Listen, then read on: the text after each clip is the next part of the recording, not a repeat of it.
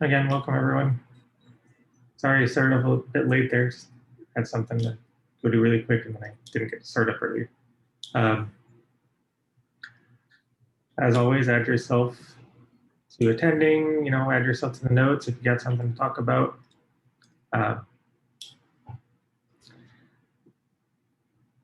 far as agenda items, other things, we should hopefully start looking up to have a Vancouver meetup for the people that are around at some point in the future soon. So keep it on your mind that we can do an outside meetup somewhere.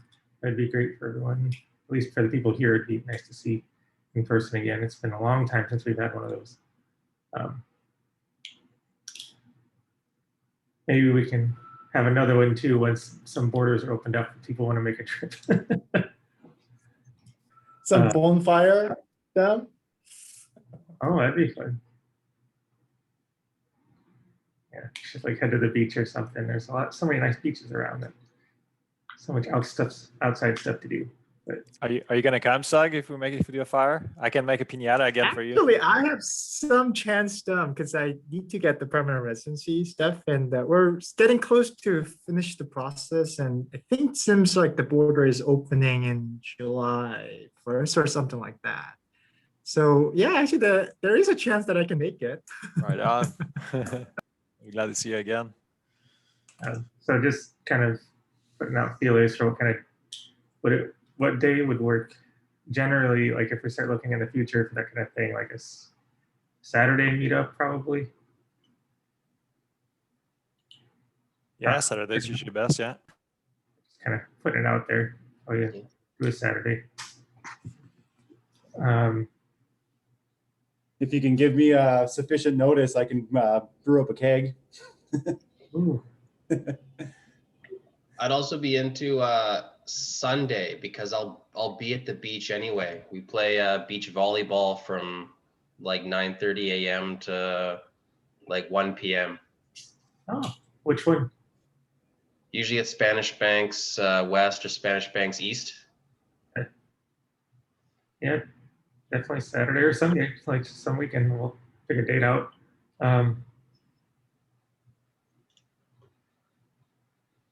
How much time do you need to make a cake? About 4 weeks, I can probably get something done. So I guess that'll put us the end of July-ish. But I might have still some left and just throw it in a keg. I mean, I think if we start planning something for the end of July, it'll probably happen. We start looking that out. I can make that happen. Yeah. I just say, like, if you start looking at, like, that's a decently enough time that people could probably plan around it. So maybe, like, I don't know, the 24th or the 25th of July-ish. Not like the 31st is the next weekend, and then it's August. So just start looking at maybe one of those 2 weekends, and we can hang out. If it doesn't happen, it doesn't happen. Let me know if you guys are having rough times, or if those things don't. I mean, either of those days would work out, or those weekends. So. Sorry, Joe, I'm late. Just stepped in. What were you thinking about for dates? I just missed it.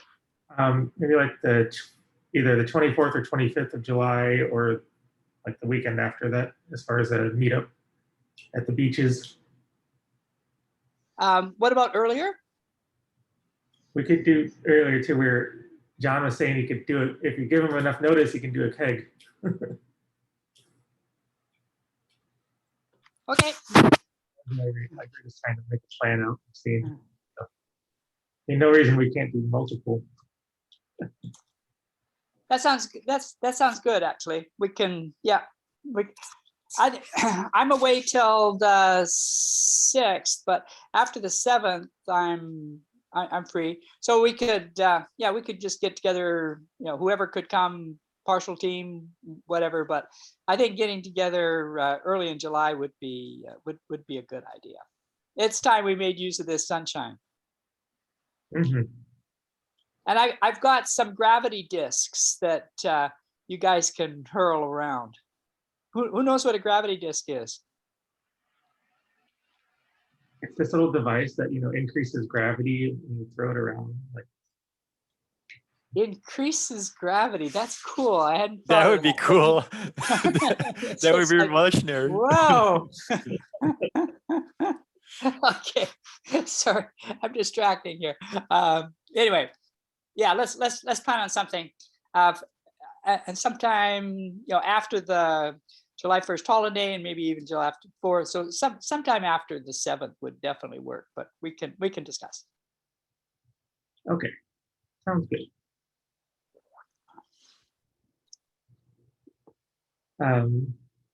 So then we can move on to some quick reports here.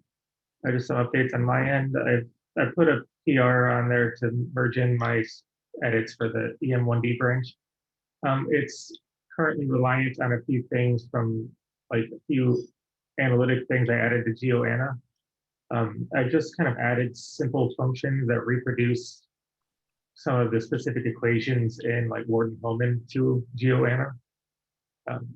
Just so they live there. They don't really fit with the entire like format of, oh, they're not as general as some of the other classes in GeoAnna. So that's why I just left them as like one-off functions instead of full-blown classes. But I'm just finishing up some documentation for those added functions, and I'll push that. I'll be added there. My goal is to kind of move all of those kind of analytic small functions from SimPEG and all the in-between stuff into GeoAnna in the future. And then just make them reliant and tell people that, oh, this is going to be deprecated, and instead use this thing in the future. For the EM1D, I have it right now that the DEVT works pretty well for on-time receivers. Receivers like during the ramp, like you can have receivers during ramps. It's neat, but it works pretty well for the DVDT receivers. I think it might be wrong for the on-time magnetic field and magnetic flux receivers. I think it's missing like a static shift in there due to like the difference between the on-time and the off-time, like the step on and step off response. But I think Joe, I'm not sure. I assumed we're only considering the secondary field. Did you expand that assumption, like to take into account primary field as well? I think I think it's just the primary field that it's missing there. So it's just the secondary fields then. Yeah, I think that's fine in general, because in the practical system, that's the hard part, and the usual product they provide is the secondary field. Okay, so I'll probably just leave it as is. Okay. And then the few things left that for the EM1D integration are, I put notes on there about it. Some of those IO related functions inside the EM1D, like find a home for them. We need to get the stitched regularization into like the regularization module inside SimPEG, make sure it works there. And then update some of the stitch codes, like the stitch simulations, to use like the updated ones that I've made. Soggy, I know you and I showed you where it could be changed to be picked instead of like assume they're all the same model. Yeah, that actually sounds great. That's about where I'm at, and just kind of a few to-do things up there. If anybody wants to jump in on them at some point, that'd be great.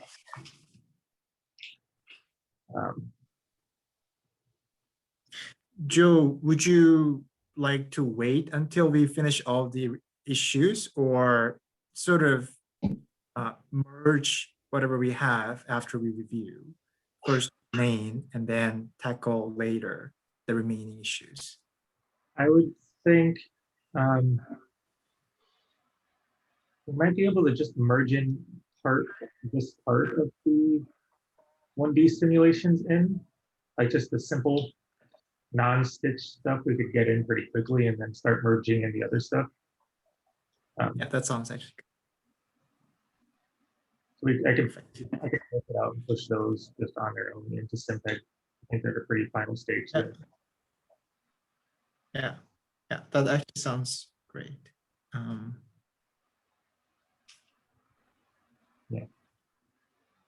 Okay. Lindsay. Yeah, just a couple quick updates. I wrote up some issues, kind of capturing some of the conversation we had last week about the idea of seminars, as well as the idea of a newsletter. When we talked about the newsletter, we sort of talked about it being kind of tied to releases and things like that. As I was kind of thinking through it, I mean, if we're doing a monthly news or if we're doing a monthly seminar, having kind of like a monthly newsletter also seems like a natural fit, because then we can use that to announce who's speaking and then just send out updates at that point too. So if there has been a release, that's great. If not, that's also fine. We can send out kind of some of the highlights, and then also any other things that are like shout outs to just things that have happened in the community. If somebody publishes a paper or is given a talk elsewhere, be nice to kind of use this as a bit of a forum to share some of those things. So I put down a couple thoughts around sort of format for both. Love to hear people's thoughts on that. So I think the first stage is like, just, yeah, if you have any additional thoughts or ideas around what you would like to see both in the seminars and the newsletter, and think about that with respect to sort of like, what sorts of things do you want to get out of that? Make sure that you're able to highlight to perhaps a broader community. And if there's things sort of for you personally with your contributions to SimPEG that would be useful to have out in the world, how you would like to see that done, feel free to add your thoughts there. And then from there, I think the next step will be figuring out who's willing to perhaps champion this and sort of be in charge of each month, just collecting sort of any items from people and getting that out there. I'm working on setting up, I was talking to Rowan about different mail out tools or apps or whatever. We previously used MailChimp. When I mentioned that to him, he went on a very long rant about how we should not use MailChimp, so we're not going to use MailChimp. And he's pointed me to another one called SendGrid. So I'm just working on learning that right now and getting that set up. I'll share a bit of that once I actually know what I'm doing, but right now I do not. So I'll share a bit about that maybe next week. Can you say in 2 sentences what was the argument against MailChimp, out of interest? They embed ads. They're like, so it's much more likely that your mailouts are going to go to spam, and it's much harder to sort of template things nicely. He said this is much easier to template, and they don't embed ads and stuff like that, so you're a little less likely to get chucked into the spam folder.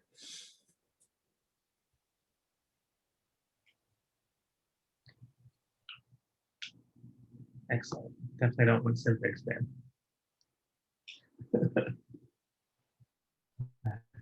Definitely. A few updates on the doc strings from Discretize. Yeah, just moving through the doc strings and made a lot of progress. So yeah, your brief review was helpful, and I tried to make those changes as soon as possible just to get in the right habits. I guess I still have a couple questions about how much detail we want to go into the doc strings when it comes to discretized operators. So, I mean, we obviously have to define what the quantity is, you know, the mapping that it does, right, from where to where on the mesh. And we could provide some, if there was one explicit mathematical expression that defined it, that would be useful, but I don't know if I want to really make something that lengthy. Because if you're working around, I don't know if you need too much detail to be able to implement it. But yeah, I guess I'd like to come to consensus on what are the most important things the must-haves for the doc strings on those operators before I go through the trouble of making them. So, Devin, could one imagine where, okay, you've got a doc string, it's got it's got everything that you need to know on how to implement it, but is it reasonable to think about a link that you could have to some of maybe other documents that we have that would, delve in more detail as to, this is how this is derived, or this is more what it is? Yeah, I mean, that's basically the idea. Yeah. So how to implement it, what it does, and then I guess I have to have a page for it to link to before I actually make the link. So that might be kind of like something where when we go back to the tutorials that I had been making for Discretize, then I can go and add the links to the doc strings to the finalized tutorials. So like what kind of operators are you talking? Are you talking like phase divergence, edge curl? Yeah. I mean, you can put a couple of sentences or a few sentences in there.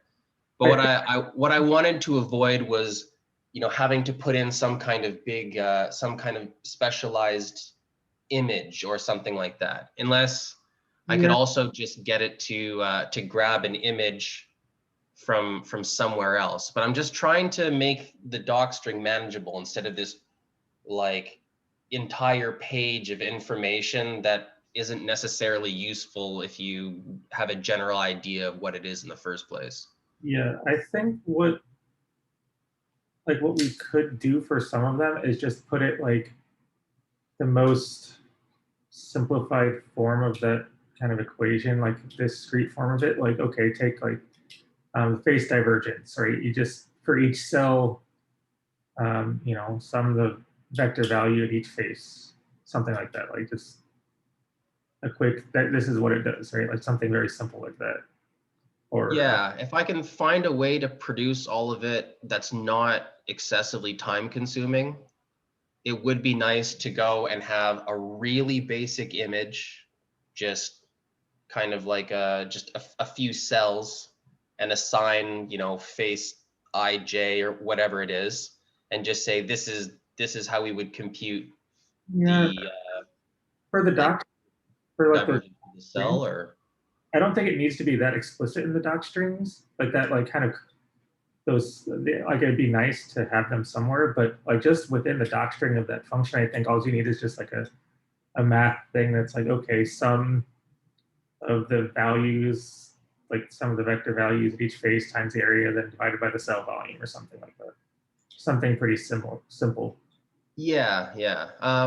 So I mean, I did decide to keep the line in that shows,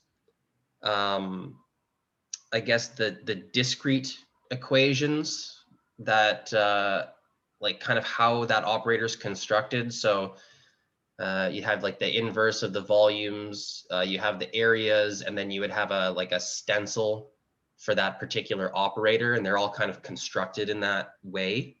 So I like keeping that equation there. But yeah, I guess this is why we're having the conversation. So coming to consensus on like an itemized list, this is what each one should have in it, before we go and crazy and start writing a bunch of doc strings. So I'd like to know what everyone thinks is the most important information. And there is a pull request for the doc strings. And this is mentioned in there. So any feedback would be useful.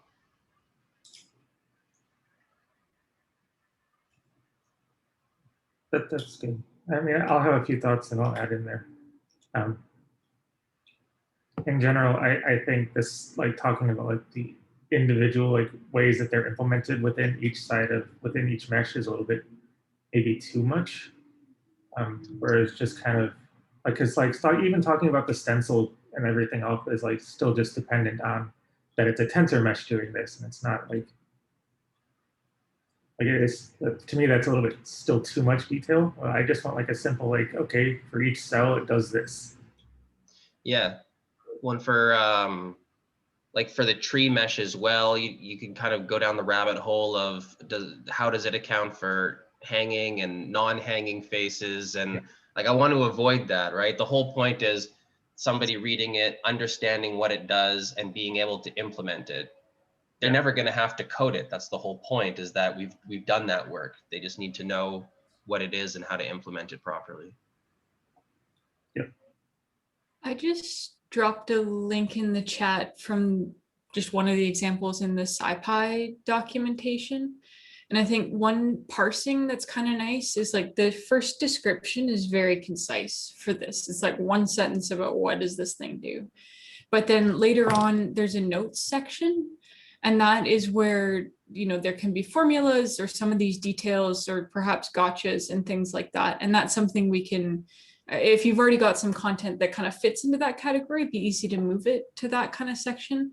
And if not, that's something we can also kind of fill out later on too, if there are things that we find we're consistently getting questions about, or people are running into the same error or roadblock. Yeah, it's just kind of a nice parsing, and I thought that was a nice example, so I wanted to share. Yeah, I mean, it's yeah, it's a good way of doing it if you want to put everything there. It's quite comprehensive, but without being very wordy up front. So that is kind of nice. I did like having a separate tutorial section to kind of show an application of it, instead of spending a lot of time talking about the operator itself. But that would be one useful way of putting additional information. Yeah, and I don't think this negates having the tutorials. I totally agree. Having those is great. But even actually in the notes section, it could say like, go see this tutorial if that's sort of the right place. And then if there's other simple notes that, you know, if you do want to talk about how hanging faces are handled in a given operator, then that would be a good place to do it. But just thought that parsing was good. Okay, yeah. Okay. That sounds good. Do you have any more thoughts, Adam, to the pull request for Devin, please? What else? John, how's the MT stuff? Yeah, I didn't get too much time this past week to work on things, but I've got it narrowed down. It's just in the package. It's like, one of the testing examples where it just tests a group of examples, and I think it's the Laguna example. I haven't dug into it quite yet, the example. I ran it locally and it seemed to work. So I'm thinking maybe it's the same issue as the other test where it was just taking up too much RAM and the kernel died or something. Is that one of, I thought that was a time domain example, or is it frequency domain as well? I don't remember.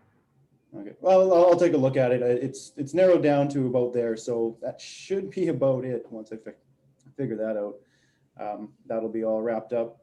And yeah, still playing with the MT inversion. It's actually working really well. We're running lots of inversions with it. It runs pretty quick, and we're getting comparable results to our DC survey that we did in the same spot. So yeah, looking good. The Laguna example, I think, is gravity. Yeah. Oh. So I don't know where that would have gone wrong. Okay, maybe it's not that one. That's weird. I don't know. It's in the package of like the last 4 examples, and that's why I was saying that the seismic or the flow was failing, but it's just that it's in that package. So it's one of those examples somewhere. I'll just dig through them all and see if I can get it. Yeah, sometimes those outputs from the testing is just a little vague, but I'll figure it out eventually. For me, it's helpful to kind of go through and like just look at the raw log file and just do a search. Like, okay, if link check is failing, I know to search for the word broken, and then I can I can find the broken link really quickly. Oh yes, I forgot about broken. I've looked for fail and stuff, but that's another one. Yeah. Like failed is another one though. Like, Yeah, search, oh, that test failed, that failed, that failed. Okay. that's what got me to into the examples there. But yeah, now I just can't quite determine. Yeah. But I'll check it out. Cool. Anyone else have anything to chat about? I had a quick report. Well, not report. I had a long-lasting kind of my stupid question about how to take the derivative about amplitude and phase, and I don't know, like it's actually like it's not differentiable. So it took me a while to actually understand, and actually I tried many times and it kept failing. And actually yesterday I figured out how to, and how simple it was. Anyway, so actually I tested for the other test and actually it was passing. So I actually am now ready to invert for amplitude and phase, starting from the complex value. Anyway, so was kind of personally pleasing. Maybe people know how to do that, but If you take a look at how we're doing it in the MT, like in those MT branches, to see if it was comparable. Yeah, I could take a look. So I think how you guys were doing, breaking that real and imaginary part apart and then combining, I guess. But you can actually start from the complex value and directly derive what is the derivative. So anyway, I could take a look.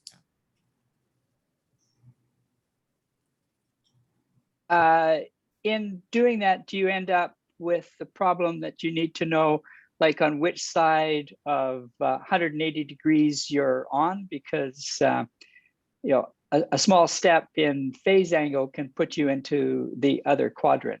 So that was, I think that was the main problem that I had. But actually the derivative that I need was in the other direction. So I need the perturbation of complex value with regard to perturbation in amplitude. In such a case, it's actually a continuous function. The other way is discontinuous. So actually there's no derivative. It's not well defined. But what we do need for the inversion is the opposite way, which is an actually well-defined function. So yeah, if anybody's interested, it's actually very, very simple. And it's very, very simple math. Like you just need to know the calculus. But anyway. Amplitude should be a pretty continuous function, right? That's just the phase that we have that weird discontinuity.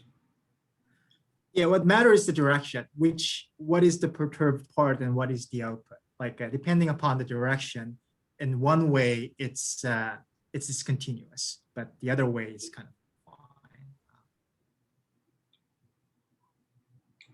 fine.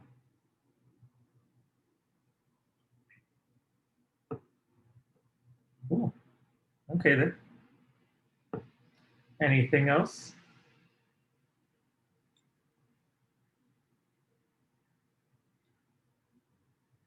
Looks good. If not, I think I'll probably just put out a poll about when to do a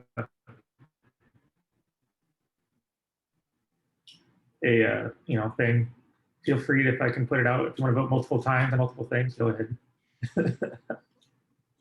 But if not, then well, it was nice seeing you all this week. We'll catch up soon. Have a good week. Bye bye. Bye bye. But Yeah. Thanks, everyone.